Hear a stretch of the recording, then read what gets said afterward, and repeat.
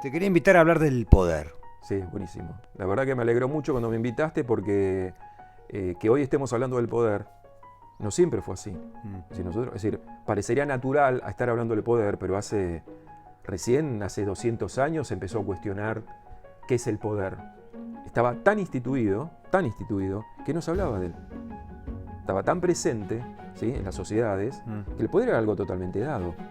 No había ninguna duda acerca de él. Más cuando el poder venía de Dios o venía del Estado, ¿sí? ¿Cómo se va a discutir eso? Bueno, por suerte el mundo fue cambiando y hoy podemos estar vos y yo acá hablando del poder. Decir, bueno, no, el poder parece ser que es otra cosa. ¿Y qué dirías es el poder? El poder es, hay muchas maneras de definirlo y obviamente depende también de donde uno esté parado, ¿sí? Pero el poder es aquello que es ciego y es mudo, pero nos hace ver y nos hace hablar. ¿Sí? Esa sería una definición interesante para pensar, digamos, ¿no? Bien. La metáfora, hay una metáfora muy interesante que no recuerdo en qué libro, pero Michel Foucault la trabaja, ¿sí? Dice, el poder es la madriguera. Es decir, es una galería subterránea de muchas conexiones y el poder es el topo. El topo es ciego y mudo. Y cada tanto asoma la cabeza y vuelve a esconderse. ¿Sí? Bueno, el poder es eso. En nosotros sucede igual, digamos. ¿Sí? El poder es algo en nosotros que nos mueve, que es ciego y mudo, sin embargo, es aquello que nos hace ver y nos hace hablar. ¿Y cómo juega ese poder o cómo es la relación de poder o las situaciones donde ejercemos poder? Claro, porque el poder antes se creía que se tenía.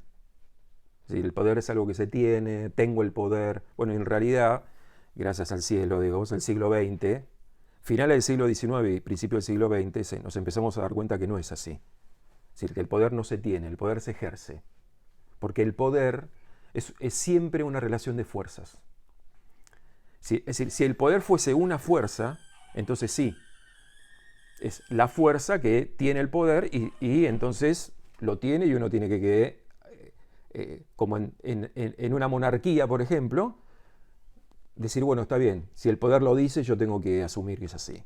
¿Sí? Ahora, cuando el poder cambia de naturaleza, gracias a Nietzsche, mediados del siglo XIX, no hace mucho.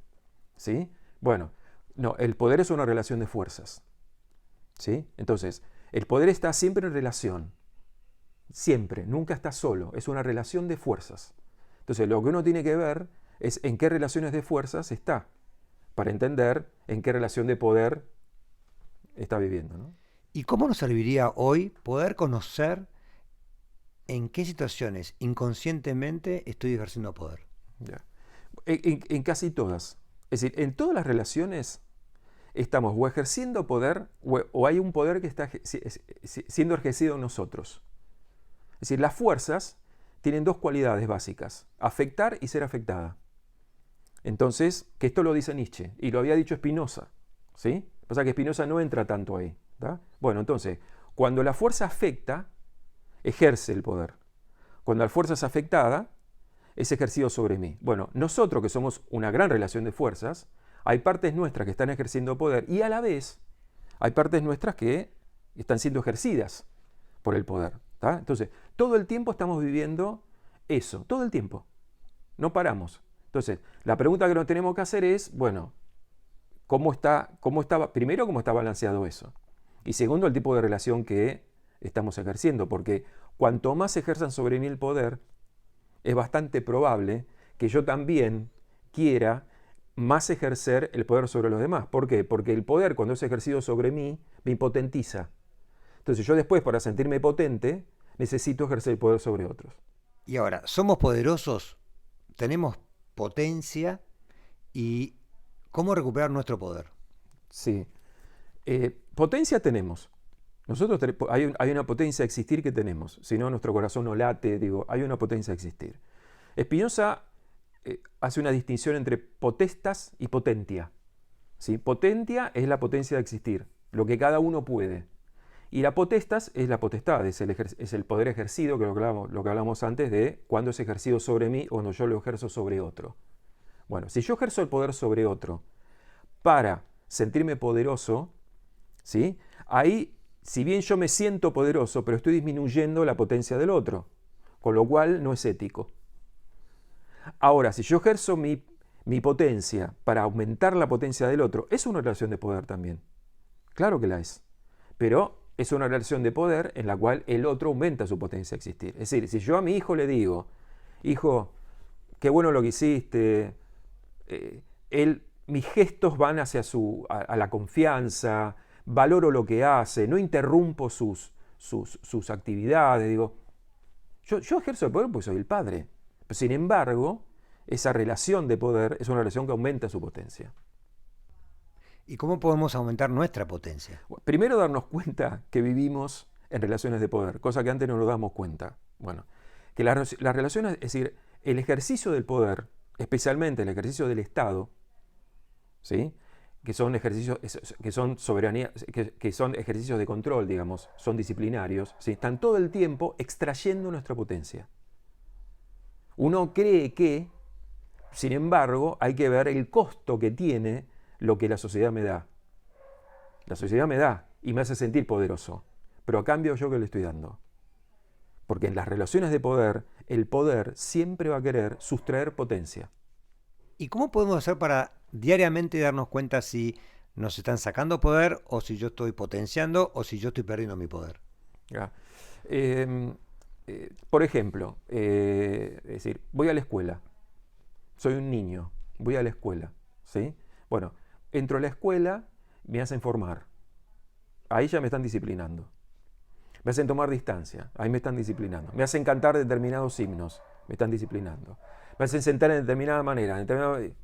Si nos ponemos a pensar, es decir, el poder es ciego y mudo, no lo vemos y sin embargo nos está moviendo todo el tiempo y nos disciplina. Salgo de la escuela, me meto en la universidad, pasa lo mismo. Salgo de la universidad, me meto en la empresa.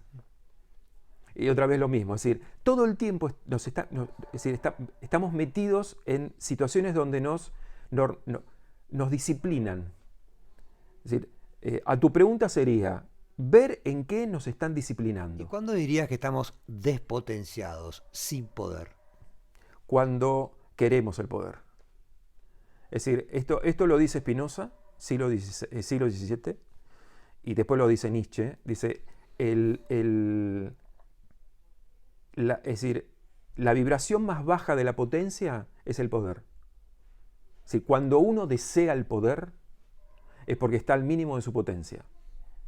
Si uno realmente está conectado con su potencia, es decir, sabe lo que puede, sabe lo que no puede, no necesita ejercer poder sobre los demás, trata de salir de los disciplinamientos, esa persona está mucho mejor conectada. Por ejemplo, antes te hablaba del topo, ¿sí? El poder es el topo, es ciego y es mudo, pero nos hace ver y nos hace hablar. El topo vive en la madriguera, es decir, el poder no lo ves. Por eso la metáfora de Foucault es genial, ¿no? Dice, es el topo. Bueno, entonces el topo asoma un poquito y vuelve a entrar. Bueno, así funciona el poder. ¿Cuándo? Vos me preguntabas, bueno, ¿cuándo me doy cuenta que estoy muy atrapado en el poder? Cuando necesito el foco. Cuando, es decir, no es asomar la cabeza y volver. Es cuando necesito el foco todo el día. ¿Sí? Esa persona necesita, aquellos que necesitan el foco, la luz, ¿sí? que sean todo el tiempo llamados a decir algo, es decir, a decir y a ver, ¿sí? Son personas que están muy tomadas por el poder. ¿Y cuál sería la relación poder, este poder que hablamos que buscamos, y el ego? Es absolutamente directa, porque el ego tiembla ante el poder. Porque el ego está armado de lo que decimos y de lo que vemos. ¿De qué está hecho el ego? De lo que decimos y de lo que vemos. De lo que nos han dicho y de cómo somos vistos. Entonces, la aparición del poder, digamos, ¿sí? De las fuerzas, hace temblar al ego. Lo hace temblar, lo hace tambalear, ¿sí? Porque el ego, es decir, el ego no quiere meterse abajo de la madriguera. El ego quiere foco, quiere imagen, que es lo que nosotros estamos viviendo hoy de una manera casi ya grotesca, ¿no? La necesidad que vemos de la imagen, de estar en la televisión, de estar en, bueno, y esto esto fue muy interesante en el nazismo. El nazismo fue un movimiento absoluto de poder despótico y trabajaba con la imagen, con la propaganda y la imagen, y mostraban, ¿no?, esas grandes puestas en escena de Leni Riefenstahl, que fue la gran cineasta del nazismo, y la radio.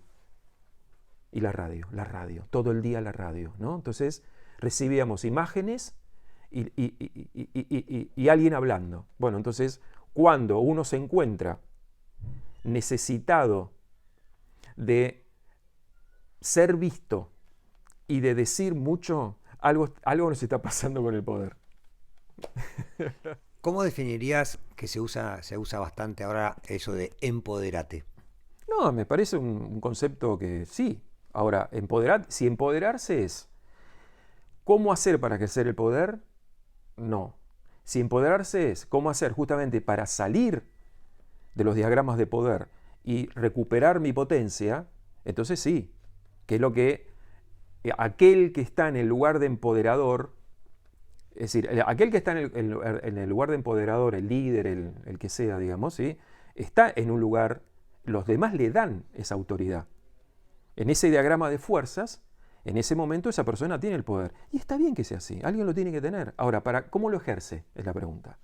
Bueno, lo ejerce para empoderar, que es que cada uno justamente conecte con su potencia, no reciba el poder del líder y le haga caso al líder, sino que justamente reciba tu potencia. Por lo tanto, hablaría bien de ese diagrama cuando crecen y se autonomizan. ¿Cómo sabemos cuando estamos en el máximo de nuestra potencia, de nuestro poder? Cuando llevamos lo que decidimos, lo que hacemos, lo llevamos hasta sus últimas consecuencias. Es decir, cuando no lo hacemos, estamos en la impotencia. Nos toma el temor o lo que sea. Cuando lo hacemos a medias, lo hacemos, pero lo hacemos a medias, ¿sí? Este era el horror de Nietzsche, por ejemplo, ¿no? Las cosas a medias, ¿sí?, tibias, ¿sí? Cuando uno la lleva, ahí estaremos al máximo de lo que podemos, ¿sí? Que sería, bueno, la decisión que tomé, llevarla hasta el máximo, hacerme responsable, ¿sí?, asumir la responsabilidad que yo tomé sobre eso y no después recular o decir, bueno, en realidad, por ejemplo, para Nietzsche una palabra horrible era el arrepentimiento. Nietzsche dice, no, yo nunca me he arrepentido en la vida. Porque arrepentirse es justamente alguien que estaba llevando al máximo y de repente, por algún motivo, recula. Generalmente es susto, ¿no? Hablando de poder y hablando de gobiernos y hablando de empresarios, hablando de líderes, ¿por qué nos vuelve tan loco el poder?